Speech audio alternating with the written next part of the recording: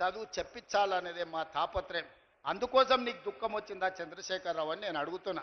పేదోళ్ళ పిల్లలు చదువుకోబట్టి, పేదోళ్ళ పిల్లలకు ఉద్యోగాలు రాబట్టే, ఆడబిడ్డలు బయటికి రాబట్టే, మా అక్కల చేతుల నగదు ఉండబట్టే, మా అక్కలు బస్సులకు యజమానులైంది, మా అక్కలు విద్యుత్ సంస్థలకు యజమానులైంది, మా అక్కలు పెట్రోల్ బంకులకు యజమానులైంది.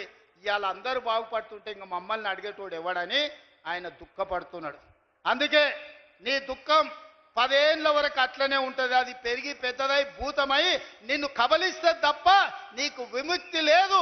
నువ్వు శాపగ్రస్తుడివి చంద్రశేఖరరావు. నీ కళ్ళ ముందల్నే తెలంగాణ అభివృద్ధి చెందుతుంది. అభివృద్ధి చేసే బాధ్యత మేం తీసుకుంటాం. ఇవాళ ఈ వేదిక మీద నుంచి చెప్తున్నా, 94 నుంచి 10 ఏళ్ళు తెలుగుదేశం అధికారంలో ఉన్నది. 2004 నుంచి 2014 వరకు 10 ఏళ్ళు కాంగ్రెస్ అధికారంలో ఉన్నది రాజశేఖర రెడ్డి నాయకత్వంలో.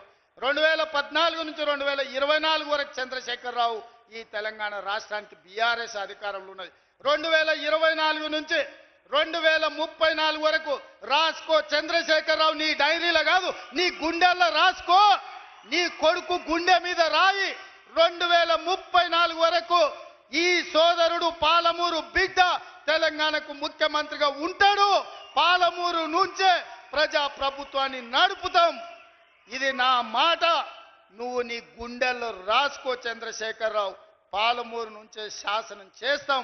పాలమూరు నుంచే శాసనసభను నడిపించే బాధ్యత నేను తీసుకుంటా. నువ్వు దుఃఖం వస్తుందో, బాయిలో దుంకుతావో, పెట్రోల్ పోసుకొని తగిలబెట్టుకుంటావో అది నీ ఇష్టం.